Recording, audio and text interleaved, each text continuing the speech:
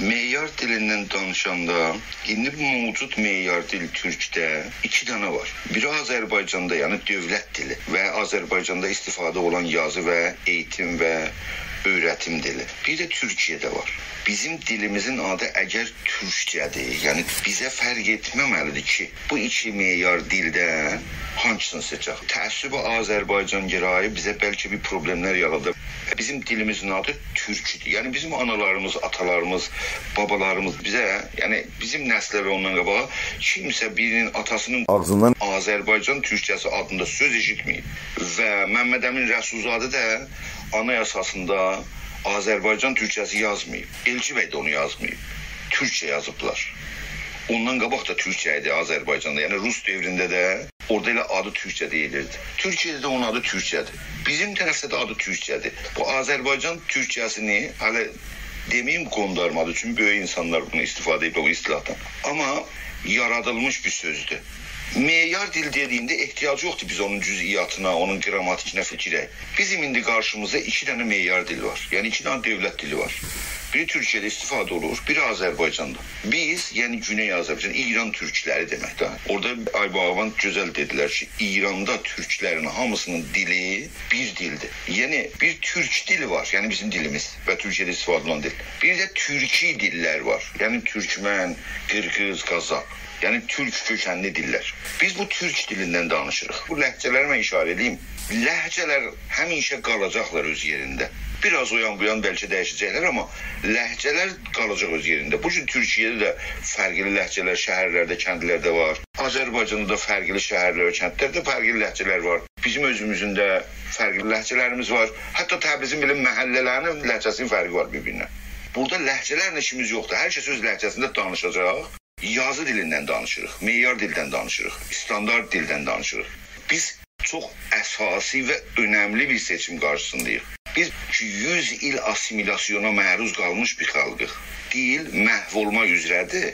Yəni heç bir mənbə və qaynaq da yoxdur ki, eləyə bilə bu dili lazimi qədər ya ən azı biraz gəlişdirsin. Çünki təhsil yoxdur dildə. Bizim uşaqlarımıza geçən 100 ildə bir dənə biganə dili zorla oxutdurublar. Bu dildə də cəmaət gedir, təhsilat alır. Yəni biganə dildə. Ona görə bu uşağa Türkiyədəki meyar dilindən Azərbaycandakı meyar dilinin hansının qarşısına qoysan ki, bunu öyrənsin, heç bir problem olmayacaq. Yəni heç bir problemi. Biganə dili öyrətməyiblər geçən 100 ildə bizim uşağımıza. Bu uşağa Türkiye'de meyar dili veya Azerbaycan'da meyar dili koysan karşısında problem olacak onu öğrenmeye. Yok. Biz bu meyar dilden danışırıq. Bu günləri sizinle bizim aramızda danışılan söz değil. Təhsilat dilinden danışırıq. Yani o zaman Azerbaycan'da bir şərait yarandı, bir devlet düzeldi. Məktəblərdən uşaqlar hangi dil oxusunlar? Biz özümüzdən meyar dil yarada bilmərik ki, meyar dilin yaranması bəlkə hətta bir 100 il, 200 il zamanla. İndi bizim mevcut dillerimizde Azerbaycan'da 1918'den yazı dili oldu ve elbette istimari bir devlet altında yazıldı. Türkiye'de bir 600 yıllık bir gelenek, ondan sonra da 100 yıl modern tarihte bu dil hatta çarpıcı formada bir gelişme Türkiye'nin Türkçesinde göze çarpır. Bir tane başka bir faktör da var bu arada. Dedim burada, yine de izah edeyim. Biz gelecek məktəblərdə oxuma dili veya devlet dilinden danışırıq. Bir başka bir faktör var ki, mənim üçün həqiqətən həyati bir rol oynayan bir şey var bizim millətimizə. Bizim millətimiz asimiliyə məruz qalmışdı. Həqiq olub bu ki, məmləkətdə. Qururun onun əlindən alıblar. Heysiyyətinə toxunublar. Bu insana ehtiyacdır. Dil sahəsində bir faktora dayansın ki, oradan qurur duysun. O dil qurur qaynağı olsun, ilham alsın. Mənim nəzərimə o meyar Türkçə, Türkiyədə istifadə olan Türkçədir. Azərbaycanda olan Türkçə deyil. Azərbaycanda milli devlet gəldiyində çox sürətlə Azərbaycanda danışılan dilin gəlişməsi gələcək Türkiyə tərəf.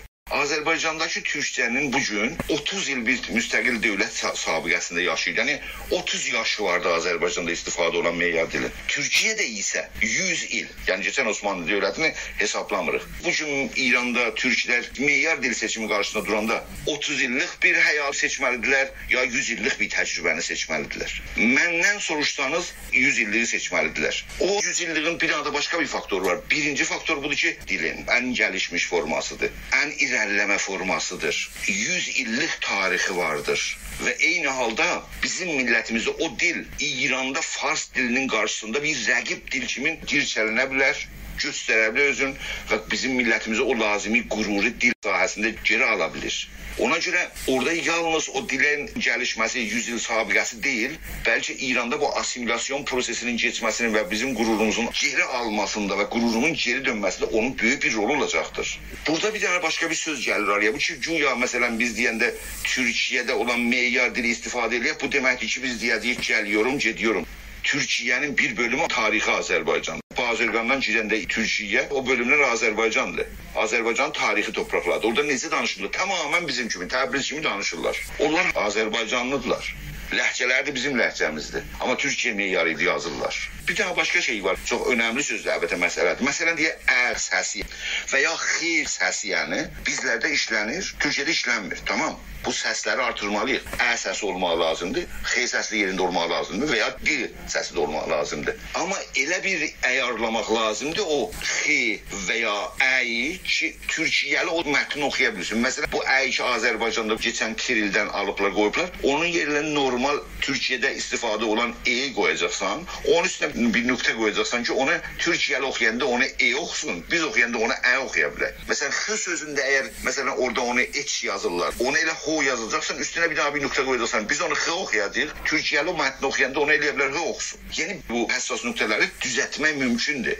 Yəni meyar deyəndə Türkiyə o mənada deyil ki, biz səslərimizdən vaz keçək. Yox, səslər ki, bütün Azərbaycanda danışılır, o səslər hərf yaratmalıdır, amma Türkiyənin alfabesi ilə uyğun bir mənada, uyğun bir formada o hərflər yaranmalıdır. Biz əgərsə bu yolu getməsək, yəni bizim uşaqlarımız ki, biganə dili öyrədiblər gedib, biz türk dilinin ən gəlişmiş formasını gətirib Azərbaycanda istifadə eləməsək, Azərbaycandan meyar dili götürsək, bizə fərq eləməz ki, qardaşlarımız Azərbaycan, Türkiyə bizə heç fərq eləməz. Bu o deməkdir ki, əgərsə biz onu istifadə edirsək, 70 il qabağa düşürük. Əgərsə bu 70 ildən istifadə eləməsək, gecəsək Azərbaycandan götürsək meyar dili, onda Türkiyə 70 il bizdən qabaqdır, biz heç vaxt ona yetişməyəcəyik. Yaxşısı bu deyil ki, ən son teknolojini götürək.